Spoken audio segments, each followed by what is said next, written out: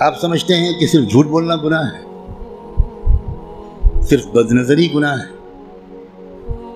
صرف زنا اور چوری گناہ ہے، اور آپ یہ نہیں جانتے کہ قرآن کو نہ سمجھنے کی کوشش کرنا یا سمجھنے کی کوشش نہ کرنا یہ ان سارے گناہوں سے بڑا گناہ ہے۔ آپ انجینئر ہیں، بڑے خوش ہیں کہ میں انجینئر ہوں، آپ ڈاکٹر بن گئے، بڑے خوش ہیں کہ میں ڈاکٹر ہوں، آپ تاجر بن گئے اور آپ خوش ہیں کہ میں تاجر ہوں، اور آپ کو اس کمی کا احساس تک نہیں ہے کہ میں کتنا بڑا محروم انسان ہوں کہ میں اللہ کے کلام کو جو صرف میرے لیے آیا تھا وہ میں سمجھنے کی کوئی کوشش ہی نہیں کی میں۔ مسلمانوں کی اکثریت، غالب اکثریت، وہ جو 5 وقت کی نماز پڑھتے ہیں وہ بھی، جو روزہ رکھتے ہیں وہ بھی، جو اپنے کو دیندار سمجھتے ہیں وہ بھی، جو کچھ دینی کام بھی کرتے ہیں وہ بھی، اس بڑے گناہ میں تقریباً سب شریک ہیں کہ وہ قرآن مجید کو سمجھنے کی کوئی کوشش نہیں کرتے اور قرآن مجید کو نہ سمجھنے کو گناہ نہیں سمجھتے یا سمجھنے کی کوشش نہ کرنے کو گناہ نہیں سمجھتے۔ تو آپ قرآن مجید کو سمجھنے کی کوشش فرض عین سمجھیں اور قرآن کو اب تک سمجھنے کی کوشش نہ کرنا یہ کبیرہ گناہوں سے بڑا گناہ سمجھیں۔ اور رمضان کا مہینہ جو گناہوں سے توبہ کرنے اور معافی مانگنے کا مہینہ ہے، اس میں سب سے زیادہ اس گناہ سے توبہ کریں۔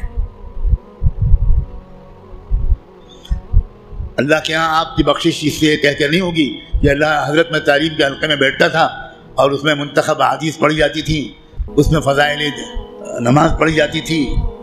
یہ منتخب احادیث اور فضائل نماز اس لیے پڑھی جاتی ہے تاکہ قرآن پڑھنے کا، سمجھنے کا شوق پیدا ہو۔ اور اگر کوئی کتاب قرآن مجید کے سمجھنے کی کوشش کے راستے میں ایک رکاوٹ بنتی ہے تو میں کہنے کی ہمت بھی نہیں کرتا، ضرورت بھی نہیں سمجھتا کہ وہ کتاب یا اس کتاب کو یہ درجہ دینے والا اللہ کے ہاں کدھر کھڑا کیا جائے گا۔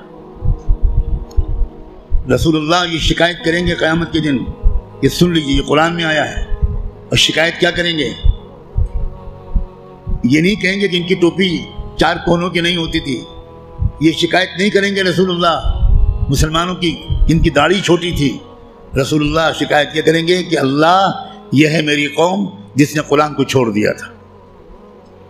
آپ جس کی شفاعت کی دعائیں کر رہے ہیں وہی آپ کے خلاف اللہ کی عدالت میں مقدمہ دائر کرے گا۔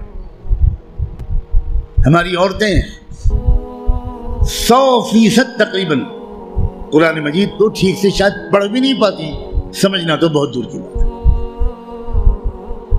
ہم نے کبھی فکر ہی نہیں کی کیا ہو گیا، مجھے کچھ سمجھ میں نہیں آتا۔ قرآن صرف تلاوت کے لیے نہیں آیا ہے۔ اول تو کتنے لوگ سال بھر تلاوت کرتے ہیں وہ آپ خود جانتے ہیں، لیکن میں کہتا ہوں اگر آپ سال کے روزانہ تلاوت بھی کرتے ہیں تو ایک بہت نیک کام آپ ضرور کرتے ہیں، لیکن قرآن کا حق صرف تلاوت سے ادا نہیں ہوگا۔ آپ کے دوست کا خط آپ کے پاس آئے، آپ کی ماں اپنا خط لکھے، آپ دور کہیں رہتے اور ماں آپ کو خط بھیجے،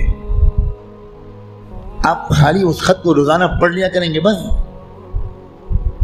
اور دوست یا ماں اگر آپ سے کوئی مطالبہ کرتی ہے تو آپ اس پر عمل نہیں کریں گے؟ یہی سلوک ہم قرآن کے ساتھ کر رہے ہیں۔ قرآن کیا ہے؟ اللہ کے خطوط کا مجموعہ ہے، لیکن ہم کو کچھ خبر نہیں کہ اللہ نے ہم کو خط میں کیا لکھا ہے۔ آپ کا دوست آپ کو خط لکھے اور آپ اس کو سمجھ نہ پائیں، آپ چین سے سوئیں گے؟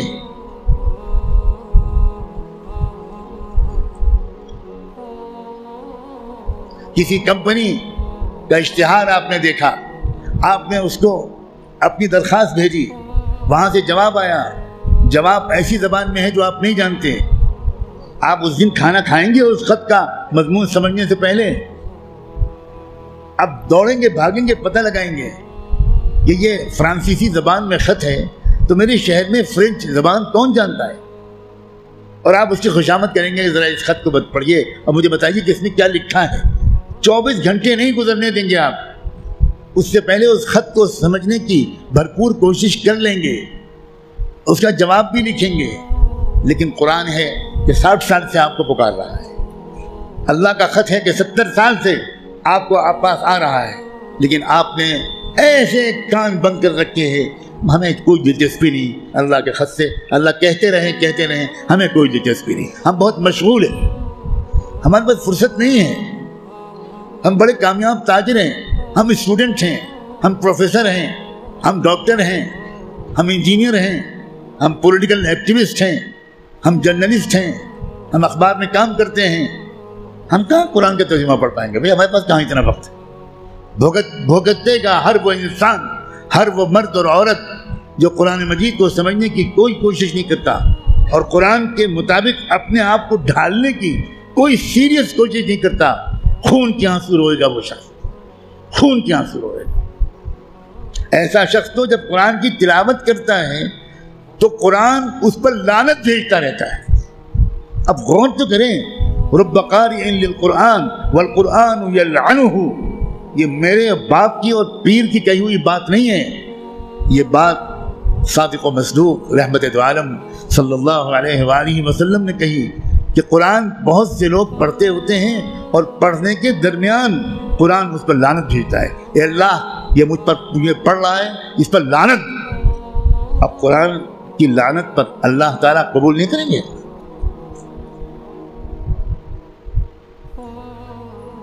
جو توہین قرآن کی ہم نے کی ہے، جو بے عزتی قرآن کی ہم نے کی ہے، اس کے حساب سے ابھی مسلمانوں کی اتنی پٹائی نہیں ہوئی جتنی ہونی چاہیے۔